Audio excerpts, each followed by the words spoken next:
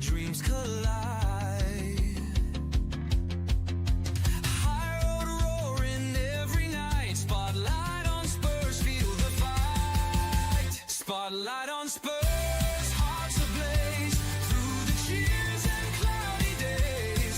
From the lane to glory's flight. Spotlight on Spurs, shine so bright.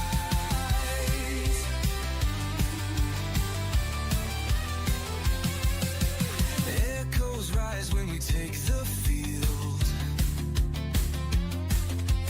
This is passion, nothing concealed.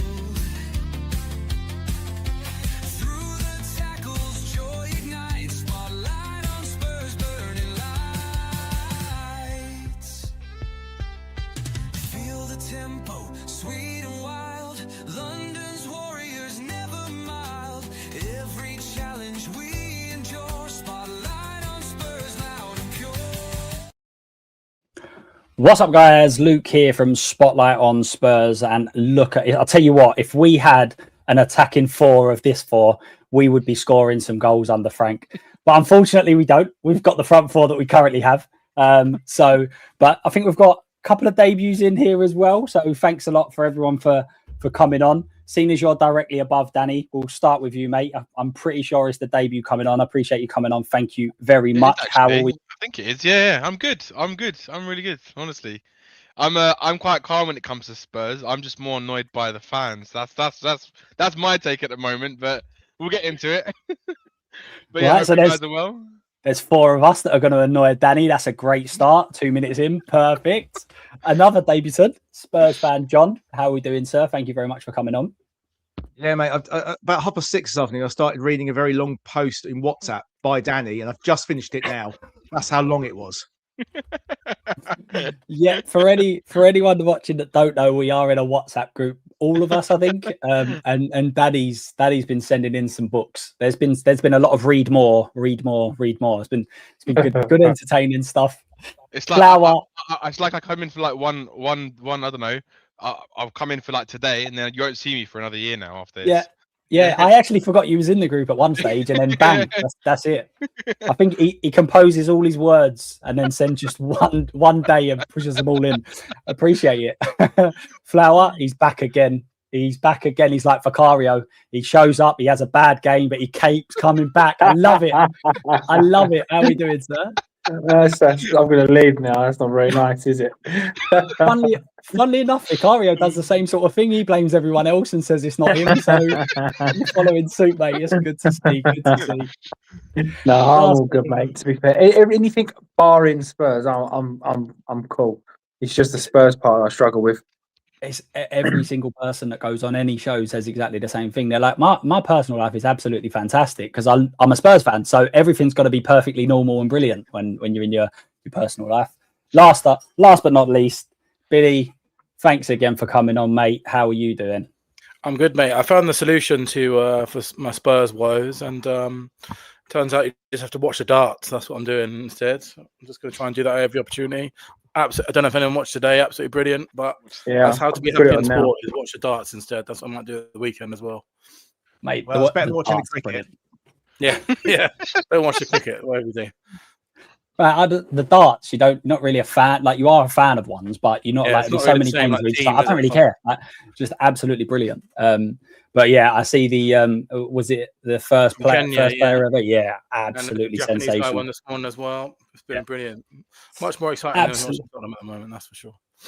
Yeah, well, we're gonna make it exciting because I think there's a few differences of opinion in here, as we said in the WhatsApp group. We've already kind of had that conversation, but obviously a lot of talk recently has been around Frank. Is he good enough? There's a lot of fans that massively back him.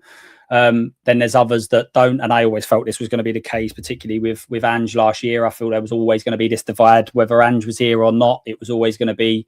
I'm surprised it's gone on this long, but I think that's part of just Spurs fans. To be honest with you, we just love a bit of a meltdown. But there are people that are saying that this squad is not good enough, and that Frank's doing a decent job, just basically getting us to where we are. So what I thought we'd do is kind of, I'll bring it up on the screen now. So what we're going to do is you've got the different positions in the league. So you've got first to fourth, fifth to eighth, and the only reason I've done them numbers is just because it's equal on either side. I was going to do like Champions League and things like that, but what we want to do is I've got a list of all of the players that have effectively played the most amount of minutes for each club. Because if a player's like Cole Palmer, for instance, is missing for Chelsea, there's no point including him because he hasn't been there to impact Chelsea's season this season. So it's pointless. So what I've done is literally gone on transfer market, found out who has played the most amount of minutes for the respective clubs, kind of moved it into a 4-2-3-1, even though there's some teams that play 4-3-3, and basically just trying to work out where we actually think some of these players are. We previously did do this on the show where we went to only the top 6, and there was a lot of Spurs players that were towards the low end of that scale. But I think it'd be really interesting to actually see where these sorts of players end up. And if we're actually saying that they should be finishing between like 5 and 8, for instance, but most of the players are here, then obviously Frank's probably being unfairly judged. But the first thing that we'd need to start off with between us is kind of working out what we think Spurs' best 11 is. So can we do the job that Frank can't at this moment in time? Because he don't look like he knows his best 11. I'm not going to slander Frank all show up on this. It's just funny. But I think the back four, other than left back, probably picks itself. But Vicario is the number one. I take it everyone's in agreement on Vicario. I don't know, James, if you want to do any special. No, look, I thought there was a good goalkeeper in there, to be honest, and he's doing everything that he can to prove me wrong. So, listen, I'll give people credit where credit's due, and also I'm happy to criticise people. And as of right now, he doesn't deserve to be anywhere near the team, to be fair. But I don't think we haven't got a goalkeeper that kind of comes near, right? We're probably all sitting there thinking we would like to ideally pull him out, but can Kinski come in and take his place? I'm not so sure. So, Porro right back. Is there anyone that would argue that Spence should be there? No. Yeah, no. Vicario, shit. Next question. Good. So Van der Ven, Romero, Spence, or your doggy? Spence. The doggy's never fit. Yeah, I was about to say. Yeah, Spence. Yeah, Spence is in there. Right. So we now need to pick two. It's interesting. We need to pick two of Palinia, Gray, Bentancur, Sarr, Bergvall. Is it Does me? anyone- Anyone look like Winks? He does actually. Surely everyone agrees on Palinia. Surely Palinia is Yeah, definitely in there. yeah. And then for me personally, it's Bentancur. And me. Well, that's the old double pivot. That's the problem, isn't it? That's the best one we've had, I think, Insigne. this season in terms of like points gained. I'll be honest. I can't argue. If anyone would have said any name there, I wouldn't have been able to argue it because I think they've all just been as bad as each other, really. So Muchness in it. I think you can just about do it for experience in it at this point. Yeah. No, And one's then- I think Bentancur's I think Frank's first name on the team sheet most of the time. Yeah, it's the main guy. So I Many think people- that says it all, isn't it? many people forget that his first interview, one of the first names that he dropped was Bentancur. Yeah. So it is a bit surprising, especially with the form, but he does seem to be one of his favoured. Then we've got Vicario. Does everyone think Xavi should be in a 10? Yeah. Especially with that pivot. And then Kudos, there's no point even having that discussion. And then we've got two from Odobert, Mawani. Oh, no, sorry, two from Odobert, Mawani, and Richarlison. Does anyone want to try and make a case for? I think Odobert is probably our only left winger. That's the only reason I'd pick him. I think he's the only natural left winger we have. Yeah, I agree. I agree with that. As then you start in Mawani as well after that. Yes. No, Yeah. no, I'm not. You go Richarlison. Yeah, Because I think you could either go Richarlison. I think Mawani has to be in there somewhere, maybe. Yeah, he does. I think. Are you thinking if Yeah, Richarlison's in, yeah, Mawani has both. to be in on the left? I could see a case for in both positions, basically. Do you know why it's hard with Mawani? Because you can see the guy has got ability. Like he's technically very good. He's got a bit of a football brain, but he's just not. He hasn't shown yet his finishing ability, and that's and also because he hasn't really had running it in the team properly because he's been injured for a majority of the season. So that's also been a bit of a problem. So it's hard to see like whether you can see him actually scoring goals, because I'd rather have him as the player. But if he's not going to score goals, unfortunately, Richie is actually scoring goals. Yeah. As bad as it is. And I do agree, because the Odegaard is the only left winger there. The others are all strikers. They pop on the left. So it's hard. I would have. It's hard.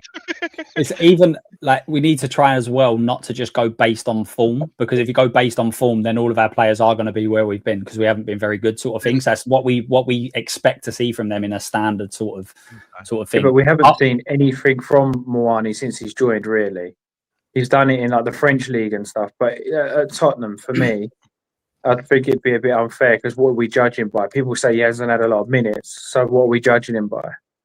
Yeah, no, well, this is what I'm saying. This is the decisions that we need to make. I think you probably have to go Richarlison. He scored like 18 and 25 games, didn't he? I knew that Richarlison would stay in this team. I just had a feeling we would get him in there. So are we going Moani? Moani on the left? Richarlison, but yeah. I'd go Odebert on the left, personally. I'd go Odebert, Richarlison, Kudos would be my front three. Anyone else for Odegaard's Odebert? done enough for me. That's the thing. I think Moani hasn't been brilliant either. But let's not do it on who's done enough, because otherwise we're going to go out there with one player probably. No, if you're doing it as a stat, Moani's got more of a track record over his career. So you go if you're judging it by that, you go on that. Let's go that. So our team that we've decided is the best, if you like, at this moment in time. Vicario, Porro, Romero, Van der Ven, Spence, Bentancur, and Palini. I can't believe we've gone back to that. There was uproar for so much of the season, but we've gone back to it. Simmons, Kudos, Moani, and then Richarlison. So let's start in goal then. We will go and we'll have a look at the goalkeepers that have basically played the most amount of minutes. So in terms of Vicario, I have a feeling he's probably not going to be in the upper part of this table, but you've obviously got Raya, Donnarumma, Sanchez, Alisson, Lemens from Man United, who has come in and seems to have done a pretty solid job. Pope, Sells, Martinez. I think he's probably got a case to argue for any of these at this moment in time. Verbruggen at Brighton, Henderson, Petrovic, Kelleher, Pickford, Areola, Roofs from Leeds, Leno, Johnson, Perry, and Dubravka are the other 19 goalkeepers. I think there's a few of them that kind of go straight in. I mean, Raya, Donnarumma, Alisson, for me, just go straight in. I think even Kelleher as well. I think Kelleher's I like him. Yeah, I like Kelleher. I think you can go 5. I think 5 to 8. What was you think 5 to 8? With Vicario? Yeah, I'd agree with that. 5 to 8. Yeah, same.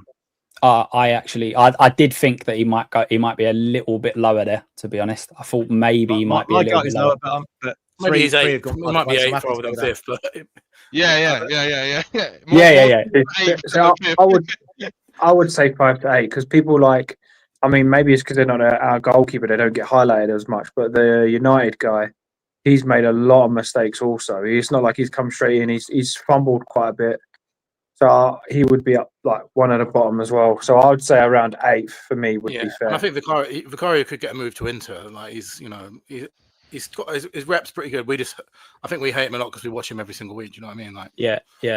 And also, if you put him in a particular style of play where he's not going to be pressured as much. I think Vicario's kicking. I know that he's made a lot of mistakes, but Vicario, when he's not being pressed, I think he kicks quite well. As soon as you put him under pressure, it's like he goes all over the place. So yeah, I definitely agree. I think usually a very good shot stopper, but they've been done from outside the area quite a bit this season. But last season, very good shot stopper. Yeah, it's like the annoying. Go on, James. No, go on. The annoying thing for me is I would either put him in the top or the bottom bracket. So that's why he kind of fits in the middle, because he's either the best keeper in the league or the worst. I don't think like there's any, like some players you go, well, he was a 5 out of 6 out of 10. Yep. Vicario doesn't do that. Vicario's a 2 out of 10 or a 10 out of 10. Was it the Chelsea game where he was absolutely unbelievable? Was it Chelsea, I think? Yeah. Was it Monaco? Champions League as well. I mean, that Monaco game, that Monaco game, he was a man possessed, and then you turn up next week and he's the worst player on the pitch. It doesn't make sense. But that's like a lot of our players, right? That's Yeah. a lot of our players where you have these 10. Like if you was to go through some of these goalkeepers, some might argue that Pope, Sells are more consistent, but there's no way they'd be able to have some of the games that Vicario's had. Like some of the high levels that he reached are just Yeah. absolutely ridiculous. Yeah. But then they also probably won't make as many mistakes because they've just kick the ball out or do whatever, whereas we're asking them to do a lot more. So I think that's relatively fair. I do think he's possibly the lower end of that scale, but Yeah, definitely. I wouldn't have him fifth, but I think 5 to 8 is probably fair. Right back is really interesting because I feel like Porro really splits the fan base. I think there's some that think he's so bad defensively that he's not worth anything, and then there's others that are going, well, actually, if you can get him in offensive positions and cover him, you've got a top right back on your hands. So unfortunate that all of these players, the starting ones, we are starting with Arsenal always, unfortunately, but we've got Timber. Nunez at City has played the most there at right back. Obviously, mainly a central midfielder. Chelsea's was quite difficult because Gusto and Reece James have played quite a lot at the same, but I think James started to appear in midfield, so I've moved him there. So we've got Gusto. Soboslai has played a lot for Liverpool, so again, an out of position right back. The lot Trippier. We've got Savona, who we obviously just placed. Cash Weaver, again, another midfielder playing out of position. Alex Jimenez for Bournemouth. Coyote, O'Brien for Everton, who is obviously a centre-back. Aaron Wan-Bissaka, Hume Tete. I can't even pronounce the Wolves one name, but he's one of the quickest players in the league. Tchacha, Bogle, and then obviously Walker as well. So they're the other 19. Where would you rate Porro? This one I think will really split all of us, to be honest with you. 5 to 8 as well, same as Vicario. Yeah, me too. Yeah. Really? Me too. Yeah. I'm 5'8". I think know we're not Vicario. talking about. Go on, John. No, go on. Okay, Go on, man. I know we're not talking form, but on this season, we know defensively he's never been brilliant, and he has got better in the last year or so. But he's either hit or miss, very much Yeah. like Vicario. With the ball, when he plays well, Spurs play well. But Yeah. he's had a lot of stinkers with Yep. the ball recently. Some of his crossings been woeful. Yep. Yeah, it has. See, I Completely personally agree. would put him in 1 to 4. I actually really like him. I think even in this bad season, isn't he still like top assister and chances created from a defender? I think, yeah, I think he's Sure. well up there as well. I think if he's not, Because if he's not 1 The to 4, he's couple of 5. the couple of teams you pick there, like City, Nunez, I would have Porro over Nunez, to be honest. Yeah, that's what I was going to say. We've got a lot of I would these. Reece James has been playing centre midfield, so I think he gets into their right back because they continue to leave James centre midfield. Who's Liverpool? Who's Liverpool? Would you say Liverpool? Soboslai's played there most. You've got Yeah. Connor Bradley. Again, But he's Soboslai's not played there really quite a lot. right back. It's because Frimpong's been injured, hasn't he? That's why. Yeah. And Connor For me Bradley's been there. personally, So. I'll put him 1 to 4. I think he's a good player. I think the dead cert's better with- than him. A Timber. No. Sorry? I say the dead Timber's- cert's better than him. A Timber. Yeah. Yeah. I wouldn't say there's loads in it from any other right, but like, I think you can make a case. No. For most. Reece James, I don't think. Reece James. Munoz, is Palace, Yeah. Munoz is yeah, really good. Munoz is a good player. Yeah. Oh, Yeah, Romano as well. He's Livramento? played more on the left, so Trippier's played more right back. I think it's been really difficult for them because, from what I remember, both of the right backs have had quite a lot of game time on both sides and things. Burns also played there and everything else, but for the purpose of this, we went with Livramento at left back because I think that's where he's played the most. But yeah, I think you could. I think you could literally You know what argue. it is with Porro? With Porro, right? He's one of those players that I think, like John said, when he's playing well, we play better. That's it always, and he hasn't been at the levels that we know we can expect him from an offensive point of view with Porro this season. But also Porro, he's one of these players where if you put him in like a Man City team, he's gonna excel. Like if Man City buy him, because he's got so much quality around him, and he's for me, he's the most technically gifted footballer at our football club, right? And I think that if you put better players around him, he's gonna perform a lot better. I think some of these players in our team is the same as well. It's kind of speaks for itself. When you play with better players, you kind of perform at a better level. But yeah, he's one of those ones where obviously defensively he is our biggest hole in defense. Like when everyone wants to go down that side when Porro's playing, they know to go down Porro's side. So it's kind of like if you put him in a more like, I don't know, like a wing back position, maybe say he's one of the top in the league. But if you're playing him where we play him, he's for me, I'd say like it's between like the 3 and 5. That's where I'd put Porro. Yeah, Kind of that sort of position. I agree. Yeah, So that is maybe difficult. 1 and 4 then. Yeah, maybe 1 and 4 is probably more fair. I'd be happy with 1 and 4. Yeah, I think especially if you're a low level team, then I actually think the worse the team, he drops lower down because then he has to do more of a shift defensively. But if you've got a good defense and you're solid, then I feel like Porro is definitely up there. I mean, if you had like if you was to name all of these players, obviously most of them are midfielders, so they're going to come straight out. But if you was Man United and you had an option, if you had like Porro, for instance, you're not going to sign the lot. Oh, you're not going to go and do that. You're not going to go and sign. I don't think you'd sign Cash and Munez. That's again, he's played wing back a lot. He doesn't play right back. He plays wing back. So what would he be like defensively? Probably no doubt he'd be better than Porro, but he probably wouldn't be as good going if Porro was moved into that sort of wing back area. So yeah, I'm more than happy to go Porro at 1 to 4. Porro, just on tactical point. He's obviously tried this thing where he's been pushing, say, with Doggy when he was playing up the pitch quite a lot, and Porro's been switching into a 3 when we've been in possession. Now, given that, I sort of get he's trying to make him that quarterback role, isn't he? Yeah. But we're losing out on him getting up the pitch and crossing. So is that part of the problem for Porro? And he's having to come narrow as well at times. So like I said, he's not brilliant defensively, but he's also been left vulnerable because he's having to come more central. I think he's tired as well. We see this every season with Porro. He plays game after game after game, and then he has a long dip, and then he'll come out for whatever reason, even if it's just for a couple of weeks, and then he looks fresh. He's just playing every single game. His availability, he's the best in the league in the squad at being available. Yeah. Also, he now plays for Spain regularly. A year ago, he wasn't in the Spanish squad, was he? So he's at least getting those breaks, but he's not now. And then you've got Spence and Udogie on the other side, who neither of them can actually stay fit or have a run of games. So he is effectively playing every single game. Yeah. And I don't know whether this is true, but I also read that he's 1 booking away from being suspended. So if he gets booked against Liverpool, one of our fullbacks might be Ben Davies, because or Archie Gray, depending on So I wish all that. I wish all our players could stay as fit as Porro. That'd be bloody amazing. Yeah. He's the only one that ain't caught the curse. Everyone else caught that curse, but he's the only one fighting for it. Then this one. Yeah, he's got 4 yellows. So yeah, he's 1 away. Yeah. So he misses, if he gets booked against Liverpool, I think he misses the Palace game.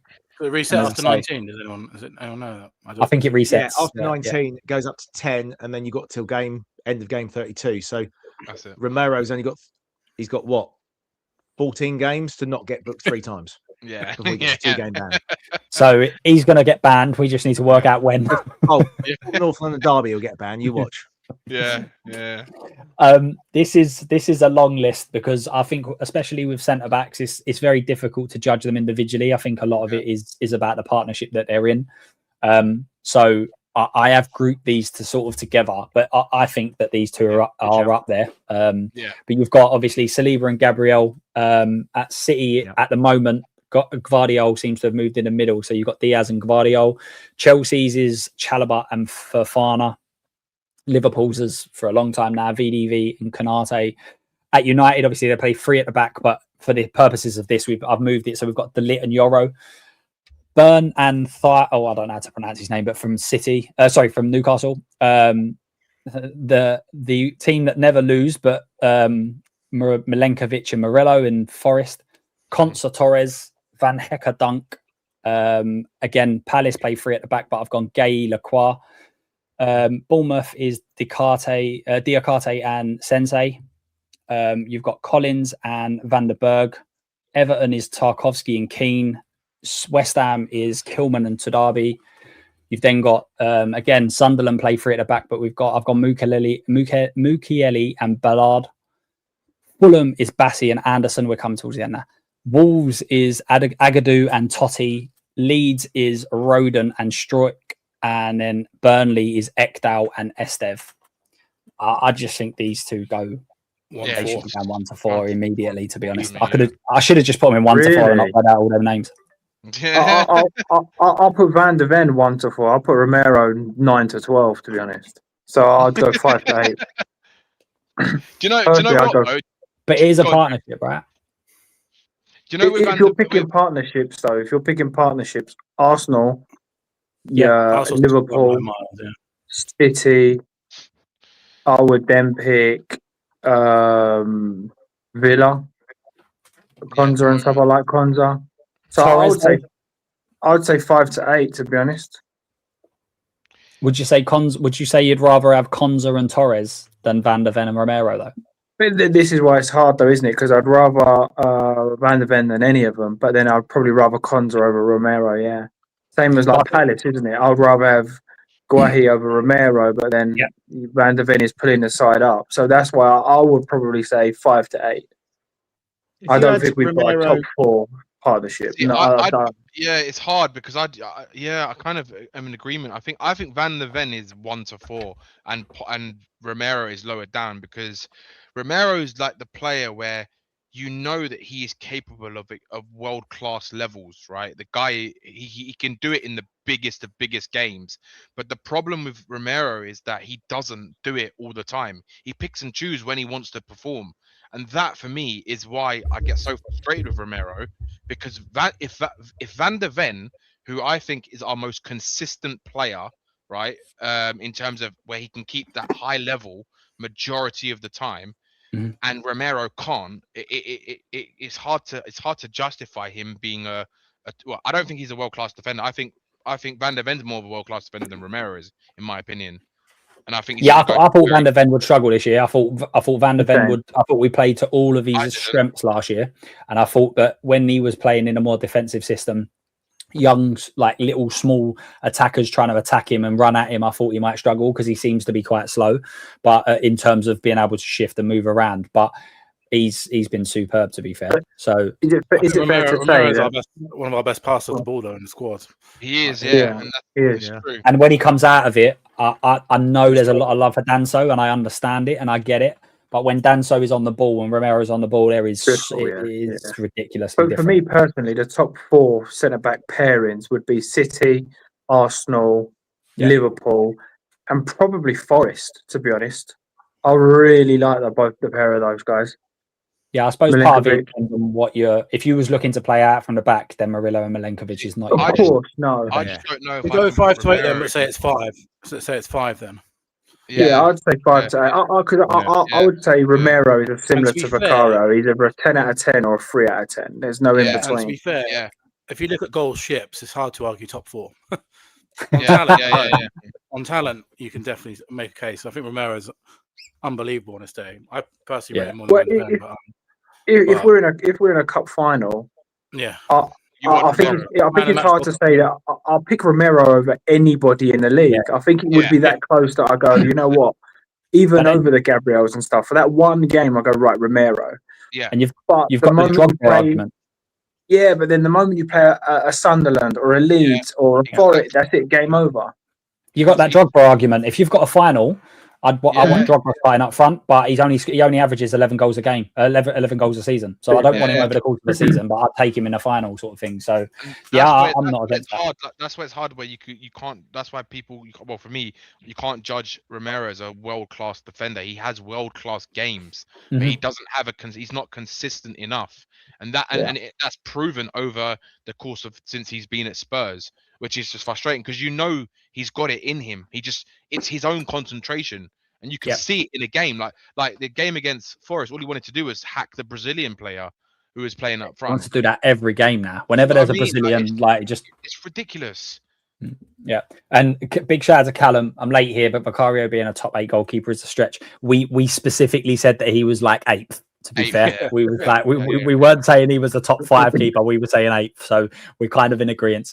Romero 5 to 8, Van der Ven. That's kind of what we've gone with. Van der Ven. I think Spurs fans right as well. I don't rate Konate at all. I think he's rubbish. No, nor do I. Konate's not the same. But then Van der Ven's like one of the best of all time. So that's what they wanted Gahey, wasn't it? I think Gahey will go there next summer on a free. Yeah, 100%. And then that becomes arguably one of the best defenses. Whereas I think what we're saying about Van der Ven and Romero, I feel like you can argue that with Konate and Van Dijk. You've got Van Dijk up here. But actually, Konate, I wouldn't even say Konate's in the top 8 centre backs. To be honest with you, right now, the way that he's been. So, no one's anywhere near the 2 Arsenal, unfortunately, is it? That's the sad thing. But that combination. Mile, sadly. Yeah, but even when those 2 out, they've been defending well, generally, haven't they? Yeah, Their backups, Yeah. their backups probably start for most teams. To be fair, It's because Yeah. John, they've had a system in place for the last few years. Yeah. Since what 3 years now? You'd say they've been playing the same kind of way, and Yeah. they're like ingrained. So if you have a high quality player come into it, it doesn't mess up Yeah. their Mm. play Yeah, essentially. it's a structure, isn't it? It's a structure. Yeah, is, it's a structure, is yeah. very good. Spence, now very interesting because if we'd have had this conversation probably 8 months ago, there'd have been some saying definitely 1 to 4. But Spence, in terms of left back, we've got Calafiori, Nico O'Reilly, Cucurella, Kirkes, Shaw, Livramento, Nico Williams, Digny, Kadioglu, Mitchell from Palace, Trufa from Bournemouth, Lewis Potter, Mikalenko, Juff from West Ham, Ronaldo, Sessegnon, Bueno, Goodmanson, and Hartman. I know some people are probably going to say that Robinson should be in there, but Sess has actually started in front of him more this year, so he's not going to be one that counts. Yeah, so he hasn't impacted Fulham and got them to where they are this year because he's not played as much as Sess, which is the reason why he's not in. But this one is quite difficult because I think there are quite a few left backs that players that you just mentioned there. Yeah. And I think defensively he's up there. I think one-on-one defending, I think he's up there in the league 100%. I think positionally, I don't think he's unbelievable. And I also think that when he's on that left-hand side, he's right-footed, yeah. It is, he brings the play into the middle constantly. And unless you've got a wide winger, which we've just said, the only one we've got is Oliver, I think it does bring some issues. Are there 4 left backs that are better than him? That's the starting point. Cucurella definitely is. Yeah, I'd say Livramento, Calafiori before you even think about it. I think they all are 5 to 8 Spence at this moment in time. I think so. That's Who's City left back? Nico O'Reilly at this moment in time. Yeah, very He, good. he kind of switches as well, doesn't he? He's unbelievable. He kind of Real Madrid, wasn't he? Yeah. So good. And then obviously you've got Kirkes, who based on last year, most people probably would have said he's in, but this year he would probably be out. So I think 5 to 8 is quite fair. Yeah, I would say so. I think he's class, to be honest, but yes, I don't think he's better than Spence. But there's some good players that you mentioned there, to be fair. There is. I agree, and I do think that this is probably our strongest area of the pitch right now. We are living up here at this moment in time, and I have a feeling that we may start entering into this sort of territory in a minute. But let's see. So as I said, you can change it a little bit, I think, with midfield, because obviously a lot of teams play 3 in there, like Newcastle, for instance. You've got the 3 that play in there very central and kind of roam a little bit between them. But we've gone with Palinia and Bentancur. So I've grouped them together as a midfield. And again, there are a lot of people that might say that these players don't necessarily play in central midfield because they're part of a 3. But for these purposes, again, I knew that we was going to have Xavi Simons as the cam, which is why I've made it into that formation. So obviously them lot up the road again with Rice and Zubamendi. In the midfield for Man City, actually, Reinders and Nico Gonzalez have played the most. Chelsea, it's Reece James and Caicedo. Liverpool, Gravenberch and McAllister. Man United is Casemiro and Bruno. Then you've got one of the strongest in my eyes, Bruno Guimaraes and Tonali. Elliot Anderson, Sangare, Kamara Tillemans, Diego Gomez and Baliba at Brighton, Walton and Hughes. I was surprised by that. I thought that. So it's like every team you're reading is like better than our midfield. Yeah, we're about 13th at the moment, and he hasn't finished. Literally, what the hell? We've got Tyler Adams and Scott, Henderson and Yarmouk, Garner and Gay, Fernandez and Souček at West Ham, Xhaka, Sadike, Berger and Lukic, João Gomez and Andre, Ampadu and Stack, and then Cullen and Florenti at Burnley. It's tough, isn't it? It's really I think we can dismiss 1 and 4 instantly before even looking. I think we could maybe. I would say Arsenal. Is it 8 better? You got 4. I think Forest, Newcastle definitely better. That's even ignoring the big 4. That's 6. Saying that, and I'm not disagreeing here, but we are above Forest still. True. But they did have Ange. 7 games. I haven't got Ange now. Yeah, that's true. If they'd have kept him a little while, I think they've only lost. Have they only lost 1 in their last 9 or something? Since Ange has gone. They have been on a good run. But I think Arsenal, City, Chelsea Liverpool are all Newcastle for sure. Yeah. Newcastle, Arsenal, City, Chelsea, Liverpool, Gravenberch, Newcastle, McAllister. Villa, Villa as well. Forest, Yeah, Villa as well. Brighton. Forest. I'd go Forest as a definite with them three that they have against. Yeah. Diego Yeah. Gomez and Belieber. Yeah. Belieber maybe. Diego Gomez, I'm not. Yeah. Yeah, I but Belieber for me is better than Polina. So Yeah, then he's Bentancur. So for me, I would put them above. Man United. Yeah, What was I saying about would. Man United? Casemiro and Bruno. I mean, Bruno's Bruno the best definitely. creator in the Bruno's Premier League, isn't he? unbelievable, He's unbelievable. I think we're 9 to I'd 12. have them above Bentancur, Yeah. and I would say 13 to 16.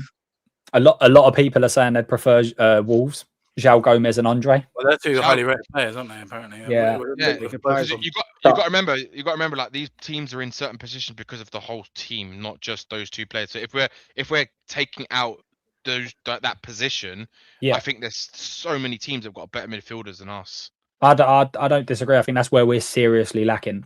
It Yeah. might be I easier to would say say the ones 13 that or are not. 14. I think Personally. 13th to 14th I'd as say, well. That's what I think. I could go that. I'd go for that. Yeah, obviously it would probably be the upper, but I think It would Burnley, be the upper, yeah. Leeds, Fulham, Berger, and Lukic. I don't Berger's- think I like That's- Berger. Sanderberg, is that think- Sanderberg? Yeah, He's Sanderberg. quality. Yeah. I take him But- in our midfield every day. He's But would you class. take Sasa Lukic? This is what I'm saying. We're doing this as Yeah. sort of a pairing here, but to Yeah, try but because otherwise, isn't that similar to what we've got now though? We'd take Polina, Yeah. but we're not Bentancur. So it's kind of like a similar. Yeah. That's why I Yeah, think it's only fair if we go, because I would say we're probably 13th, 14th, but I think Yeah, there's probably an argument for us to go to 12th, 11th, or go down to like 16th, 17th. I think there's an argument for both. So I Mhm. think it's kind of I think you're 13th right, is where yeah. I'd probably Yeah. say. I agree. 13th, 16th, I'd go. Yeah. I'm up for that. Yeah. yeah, I don't think it's. I'm certainly not against that. That's for sure. This one is interesting. Xavi Simmons, guys. Ooh. Okay. That's interesting. So I'm Xavi interested Simmons. in number 10 in the league now. Yeah, so obviously, as I say, like Newcastle don't play with a 10. So Joelinton, for instance, is in here as a 10. But there's no fair way of doing this. But you've got Eze, Bernardo Silva, Enzo has played in the 10 a few times. Florian Wirtz. I've moved Mbeumo here because obviously Mbeumo and Diallo both play on that right hand side, but Mbeumo has played through the middle before. So Joelinton, Morgan, Gibbs, White, Onana for Villa, Ayari, Kamada, Tavernier, Damsgaard, Kieran, Dewsbury Hall, Paqueta, Lafay, Josh King, the youngster from Fulham, Bellegarde, Longstaff, and then Ugawuchu from Burnley. And you've got Xavi Simmons. See, Oh. it's hard because like Xavi Simmons, Very we're hard, this basing it- one. Yeah, if we're basing it on what we've seen right now, I'd say he's like 9 to 12, maybe. Yeah, 9 to 12. But I'm with only you. only because like I think he's got that potential to be one of the best. Big up. Yeah. But it's just unfortunately he is 22 years old and he's only just come into the Premier League, so we can't expect this guy to. And even he himself said it recently in that interview with Wayne Rooney that he's only just started to feel at home. So it's a whole new thing for his family, him. It takes time for young players. Not every young player can come in and hit the ground running like they're James Maddison and just get 10 goals and 10 assists in the season. So for me, 9 to 12, but I'm happy to see what everyone else says. I think if we're judging his performances for Spurs, he has to go lower. If we're being honest, I think that he's a better player than 9th to 12th or 13th to 16th. But if we're judging by his performances, I think he's only really had 1 or 2 good games.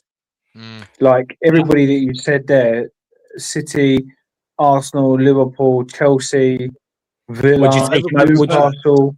He's done better than Wirtz though, stats wise. Yeah, fair. Sorry, yeah, fair. Eze, Arsenal are basically other than him becoming Pele against us, he's not been great. They've been moaning Yeah, about but he's him. better than Xavi though, isn't he? Xavi has actually done square root of nothing bar 1 or 2 games. Yeah, but we can't come on here and just all agree. I have to kind of have some fight back, otherwise No, but it is a tough one. Morgan Gibbs White. we was obviously chasing him. Damsgaard. When, you know, all those names you're saying, like, I don't think any of them have really had good seasons this season. I No. don't think a lot of them have. Actually, the best one that probably is Dewsbury Hall's been unbelievable. Yeah, I was going to say he's Dewsbury yeah. has been really good this He's season. long-term injured. Yeah, I think Mbeumo has scored a few goals. But But- he's been on the wing a little bit, hasn't he? As well. Yeah, he's been more The on the wing. quicker- hasn't He's he? more of a right winger, but as I say, for this, I've put Diallo over there because Diallo plays right wing back, so he plays. What more about than- players like Paqueta? For me, he's probably better than Xavi this season.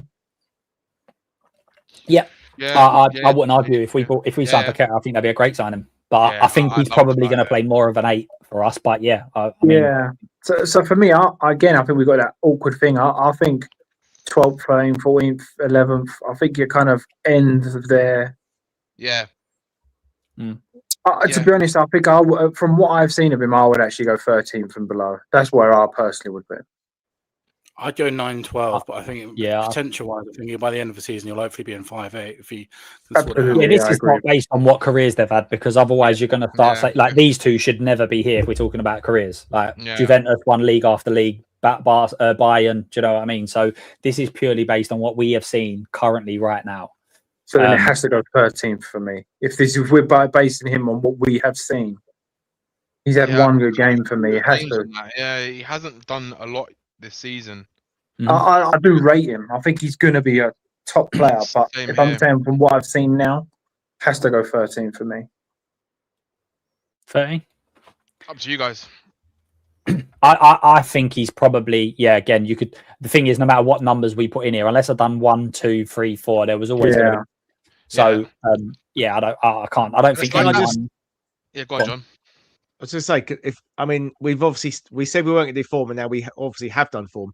Porro shouldn't be 1 to 4 if we're basing it on form this season. If we're basing it on what we've seen this season, that's what I'm the thinking. point. Yeah, no, but that's I'm true. I'm talking with Xavi. It's almost like there is that thing about will he adapt to the Premier League? Like he might just be a player that physically doesn't ever get there, and we can't really like you can't say oh well he was unbelievable at PSV. So like or Like he ourselves, was though, I guess. like, it's difficult. Yeah.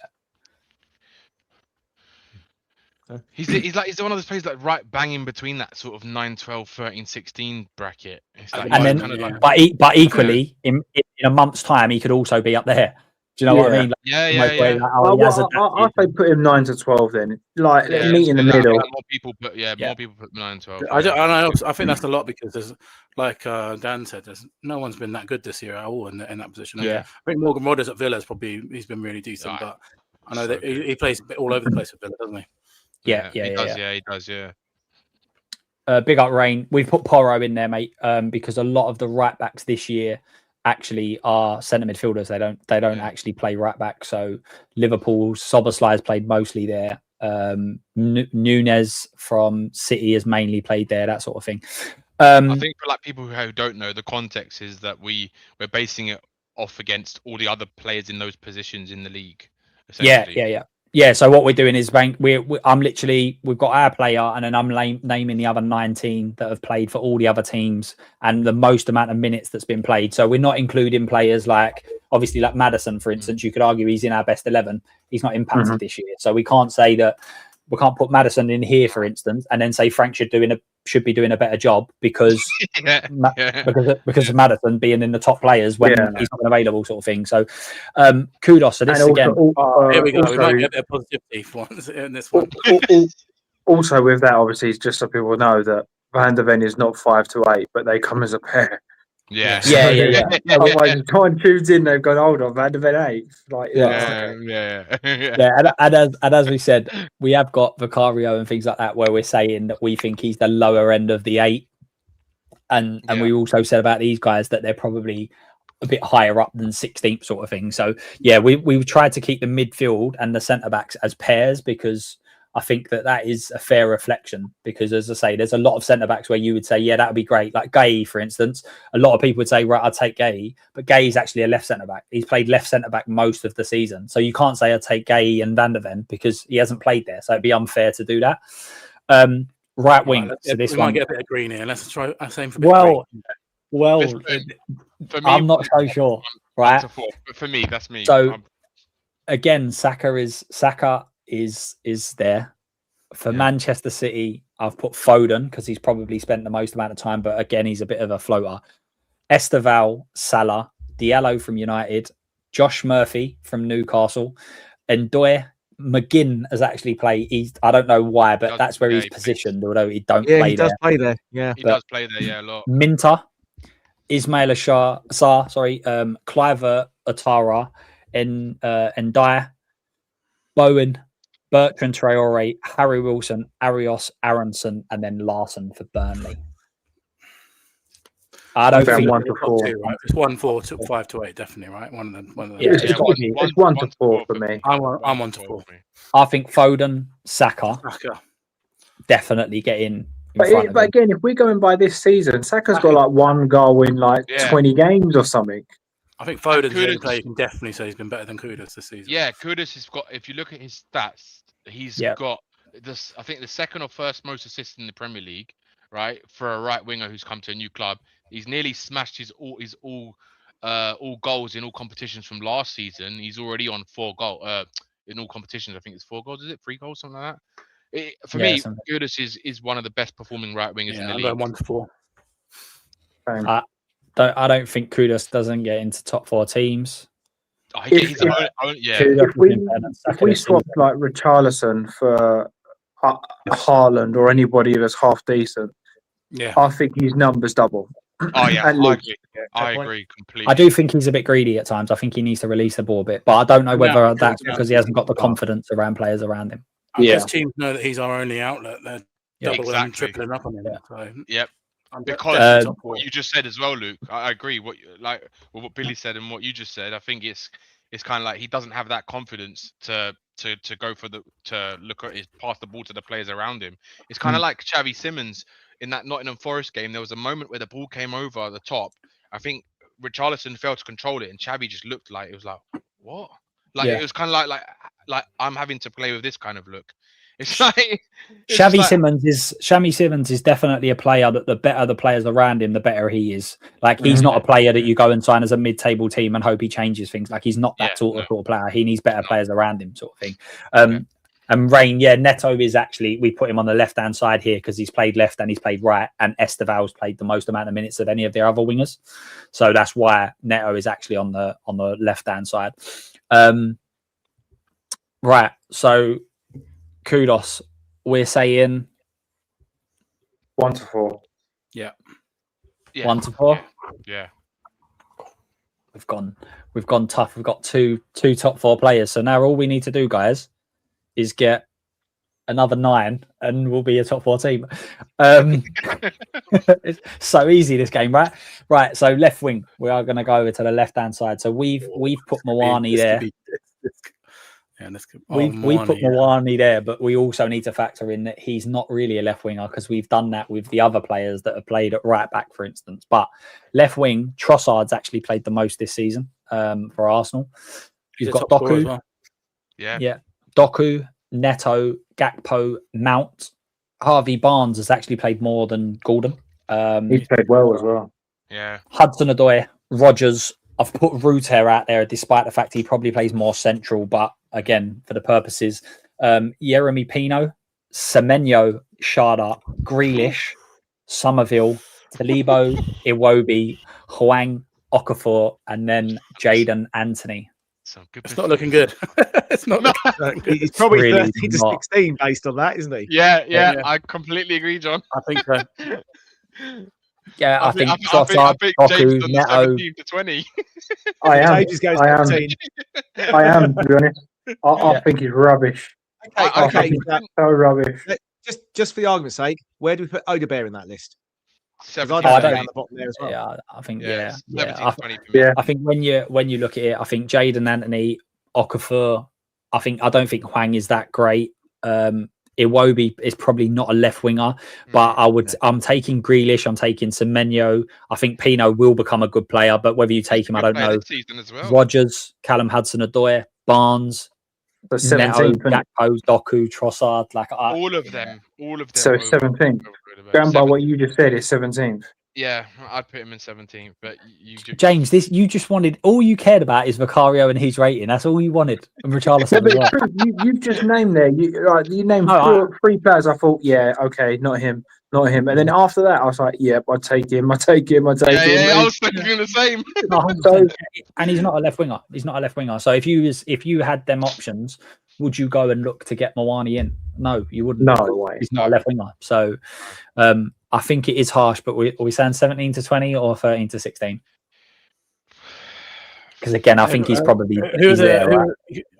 who are the three worst? So there's not. So we're saying there's not So you've got four worst. Jadon Anthony, Okafor, Hwang, Talby for Sunderland, Somerville for West Ham. They really rate him. Maybe, I think 16. No, I put 13 to 16 for Mawani. Yeah. At the bottom of that, at the bottom of that, rather. Yeah, And then- yeah. And then we have got everyone's favourite, my number 9. I've worn yellow just in as a thing for Richarlison, but for number 9s in the Premier League, this is going to be quite interesting. So you've got Gyökeres, Haaland. He's probably on that level, I think. Pedro, Ekitike, Cunha, Walter Mada, Igor Jesus, Watkins, Welbeck, Mateta, Evanilson, Ivan Thiago, I think it is, for Brentford. Barry, Wilson, Isidore, Jimenez, Strand Larson, Calvert-Lewin, who's been unbelievable, by the way. I don't know how. And Foster or Richarlison. Can I just start off by saying how many strikers got more goals than him this season? You got Mateta, Welbeck, Ekitike, Thiago, and Haaland. That's it. Yeah, that's the crazy thing. 1, 2, 3, 4. Only 5 have got more goals than him this season. I've seen a lot of. I'm not even trying to pretend that he should be around the club or a squad player or anything like that. But some of the names that I've heard people say are better than him, I'm like, absolutely not. There's not a chance in hell. He's a 5th top scorer for strikers. Which... Yeah, I personally would go 13. I think 13, 14, I would put him. I know he's scored a lot of goals, but then we kind of praise Kudos for working magic. Yeah, and we said if we added a better striker, his numbers would have doubled. So therefore, he's clearly not as prolific as he should be. Yeah, but you could argue, for instance, Gyökeres. You could argue that he's been better than Gyökeres this year. You could argue that he's been better than João Pedro this year. Yeah, no argument. You could even Jesus from Nottingham Forest. He scored 1 league goal all year. Welbeck, I think, has been top draw. Thiago scored loads for Brentford, but Barry's scored his first goal of the season the other week. It's a hard one, isn't it? Because it's like the goals are so. I mean, that's why I don't rate Mawani, to be fair. So I kind of like flip-flopping from I don't rate him because he doesn't score enough. But then if you're basing on goal scorers, then Richarlison's got to be near the top because of the amount he scored. But for me, I'm trying to sort of be as unbiased as possible, and I'd say most of those players you offered me, I would swap for Richarlison in a heartbeat. So are we going on form again, or are we going, who would I rather in my squad out of those or those? You have to look at the overall as a striker, what he provides for you. And it's like Brennan Johnson, right? Brennan Johnson scored the most goals for us last season. But everyone on this panel will probably have no problems with Brennan Johnson leaving this football club. Like, because, exactly. So everyone probably wants him to go to Palace in the window. He's just not good enough because when he's playing, he doesn't offer as much on the pitch as what he should be offering. So I think for me, like, if you're basing it on everything, I'd say 13th to 16th. If you're basing it off form, I'd say 9 to 12.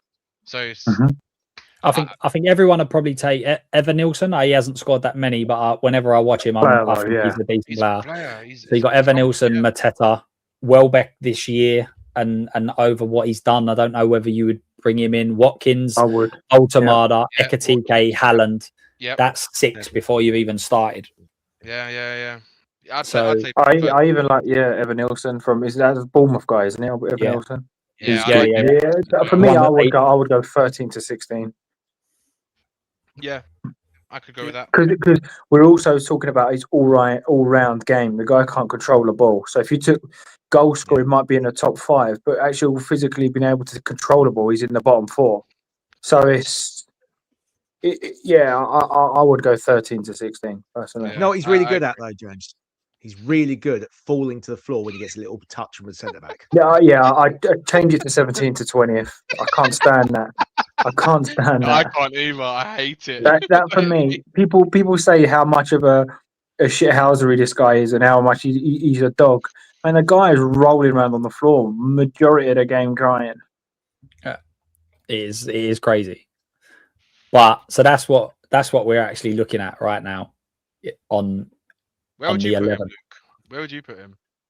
I think that there's an argument that if you was a mid-table team, you would get Richarlison. I think he would be effective for you. So I think I can understand there. I'd say he's the high end, maybe 13th, maybe 12th, somewhere like that. To be honest with you, and I generally think that if he goes somewhere where there's not that much pressure and he's not like the main man, then I think he will be quite effective, similar to what Frank's done with him. Basically, if he was to have gone to say Brentford or something like that, I think he will score goals.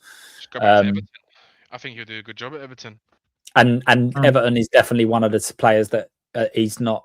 He's better than Barry. He's not scored many goals. I think he does seem to be like there, but I think again, if you had these sorts of players like Haaland, Ekatike, Watermada, he's not even a consideration. Like he's so far off. And I think that's the key part, is that these top clubs, he's so far off of them strikers. And even like if you had Mawani at his best, I don't think Mawani gets much higher, really. 9th to 12th, 5th to 8th maybe. But I think when you look at these strikers, as I say, Haaland, Ekatike, Watermada, Watkins. I know Watkins is, I think everyone kind of thinks of Watkins a couple of years ago when he had an unbelievable season. He's quite consistent, but he doesn't score shed loads of goals. Like he doesn't score like 25 goals season in, season out. He had that one decent year when everyone was saying he should take Harry Kane's place. But outside of that, he's not actually scored that many goals from what I remember. But again, he's not an out-and-out goal scorer, is he? He's not like a proper out-and-out goal scorer. No, but if you look at their all-round play, I think Mateta, Evan Nilsson, like there is so many where you think that. I mean, I actually really like Strand Larsen. I know he's been bad for Wolves, but I think like him as well. I mean, Newcastle wanted to splash 50 million on him, so I think that. So I think that's roughly about. I'd say he's the higher level, like we were saying with some of them, where they're the low end of that selection. But it does make you think where in terms of where we're at, that kind of says I'd say overall you're looking at probably six to 10 is probably a fair reflection of that squad. Well, Luke, I was going to say, you've got 5 people on the bench there. Why don't we drop them in as well? All right. There we go. But they don't actually. Well, this is another thing, right? Udogie. I mean, Udogie on his day is unbelievable. It's just when was the last time he had a good day, though? I think if we're going to be honest, when was the last time? I'll tell you what I would say. If you, in fairness to Thomas Frank, is how much that would change if you had Kulusevski, Madison, and Solanke. This is what I've been saying, Billy. It's exactly what I've been saying. Yeah. Where do you think that I've got the stats for when we have that conversation. I've got all the stats for it. I've just done the maths, by the way, of our tier list. The average position is 9th. If you mathematically work out with that exact tier list, it's 9th. And I think that's fair. And that's what I've been saying. We're a mid-table team. We're not better than that. I don't think we are. Do we think 9th is fair in the chat? Is 9th fair? Don't forget, we've done it on how they've been this season, haven't we? Not how they're. Like, if you did it by their potential, it might be slightly different. Yeah. There is a poll going on. I think what you said there, Billy, is spot on, because if we're doing it by potential, for me, like, and I also think if you did it by splitting the centre backs up and the midfielders up, because for me, Van der Ven goes in top 4, Palhinha probably goes in 5 to 8.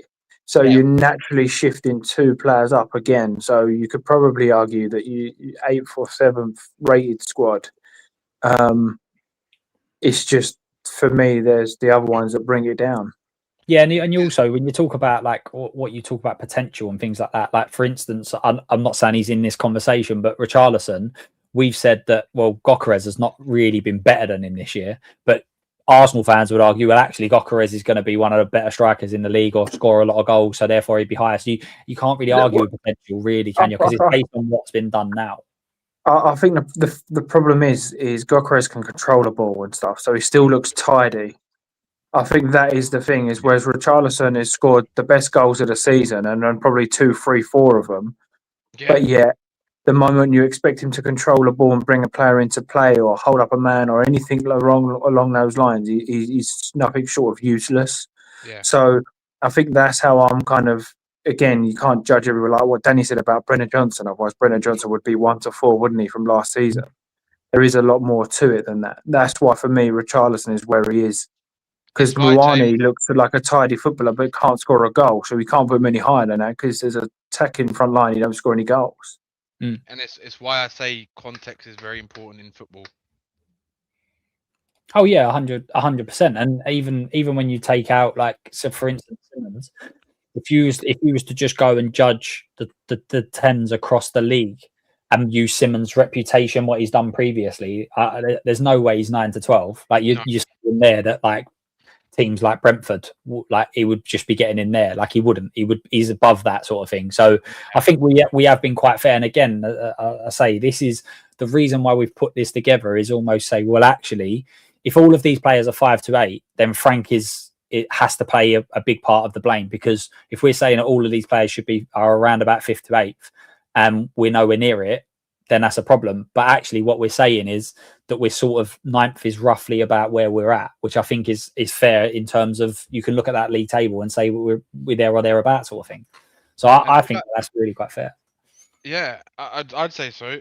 And the other players as well, where do you guys put them then? If we're going to put them in a category. So I'll zoom out so everyone can see. So we've got 5 extra players because we basically, for anyone that wasn't here, we picked our 11. If we compare them then to like other, obviously we won't go for every single team, but like they're as a depth player rather than a starting 11 player. Yeah, I think Bergvall is a pretty good depth player, for example. Like him. Yeah, well I agree with that. Yeah, I put him 9 to 12 for me. Well, you could actually argue that, especially the midfield, they would all go in the same place. Yeah, because we could argue that actually Archie Gray should be there instead of Bentancur, or you could argue that Sarr should be there instead of Bentancur, or do you know what I mean? Where do you guys want to put? Should we just put that in one category and then just put them all in one place? Yeah, well, I think you've got. I think them two go there, and again with Bergvall, I mean, again, if you're talking about potential, I feel like that he's not going to be there, but it's not based on potential. Do you think there are 13 teams that have a better bench option than Bergvall, though? I don't know about that. I think Bergvall goes one higher. I think Bergvall goes one higher. So we're saying these are the squad options, right? Where they would be. I think 13 teams have got a better squad option than them 3. Oh no! You're right.